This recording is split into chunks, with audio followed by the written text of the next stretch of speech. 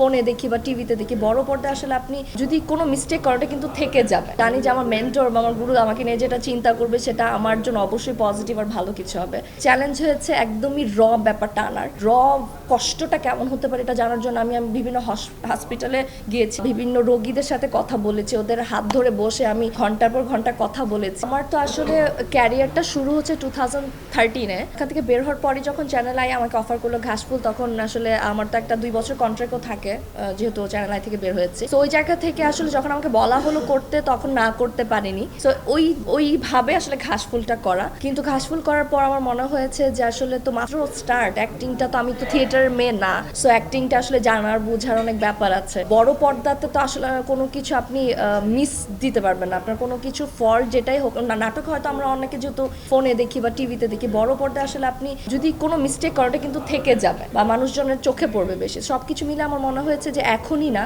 তো তারপর তো নাটকটা কন্টিনিউ করেছি, আপনারা সবাই জানেন। এর মধ্যে কাজের অফার এসেছে কিন্তু হয়নি, বিকজ আমার মনে হয়েছে যে ফিল্ম যদি করতে চাই আসলে আমার এখন পুরো একটা প্যাকেজ লাগবে। এটা গল্প থেকে শুরু করে, ডিরেক্টর থেকে শুরু করে পুরো টিমটা আমার যদি মনে হয় যে না আমি আসলে চাচ্ছি, আমি ভিতর থেকে থাকে না একটা কিক আসে যেটা আমার লাগবে বা আমি এটাই যাচ্ছি করতে, ওই যে জায়গাটায় না আসলে আমি হয়তো ফিল্ম করব না। সো সবশেষে যেটা হলো, রায়হান ভাই আমাকে যখন এটার জন্য অফার করলো, তখন আমি জাস্ট এক বসায় যখন গল্পটা শুনলাম, আমি গল্পটা শোনার সাথে সাথে হ্যাঁ বলেছি, বিকজ আমার আসলে ওই তর্স হয়নি যে আমি এটা আসলে এটার সাথে আমি ইনভলভ থাকতে চাই, এটা যেভাবেই হোক। কারণ জেসমিন যে ক্যারেক্টারটার কথা আমরা বলছিলাম, এই ক্যারেক্টারটা এত সুন্দর একটা ক্যারেক্টার, পুরো গল্পটা এই মেয়ের ক্যারেক্টার নিয়েই আসলে করা, ঘটে পুরো গল্পটাই শুধু এই মেয়ের ক্যারেক্টার নিয়ে।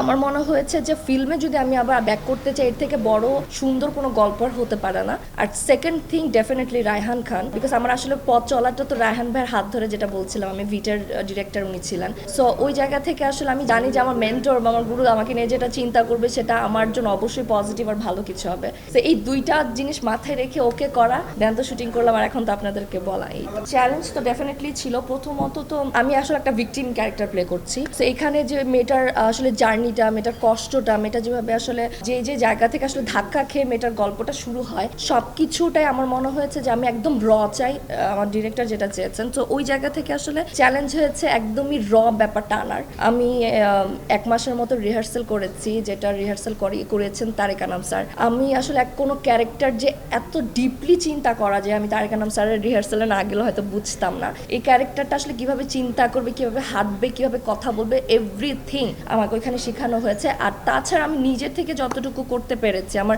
চুল কালো করা থেকে শুরু করে এই ক্যারেক্টারটা আসলে কষ্টটা কেমন হতে পারে এটা জানার জন্য আমি বিভিন্ন হসপিটালে গিয়েছি, আমি বিভিন্ন রোগীদের সাথে কথা বলেছি, ওদের হাত ধরে বসে আমি ঘন্টার পর ঘন্টা কথা বলেছি, ওদের কষ্ট দেখেছি। আমি যতটা পেরেছি আমার জায়গা থেকে আমি পুরোপুরি এফোর্টটা দিয়েছি। তো এটা অবশ্যই চ্যালেঞ্জের। তো সবকিছু মিলে আমার মনে হয়েছে যে আমার থেকে আমি 100% দিয়েছি, ডিরেক্টর 100% দিয়েছে। এখন এটা ভালো কিছু একটা দাঁড়াবে আর ইনশাল্লাহ দর্শক ভালো করবে।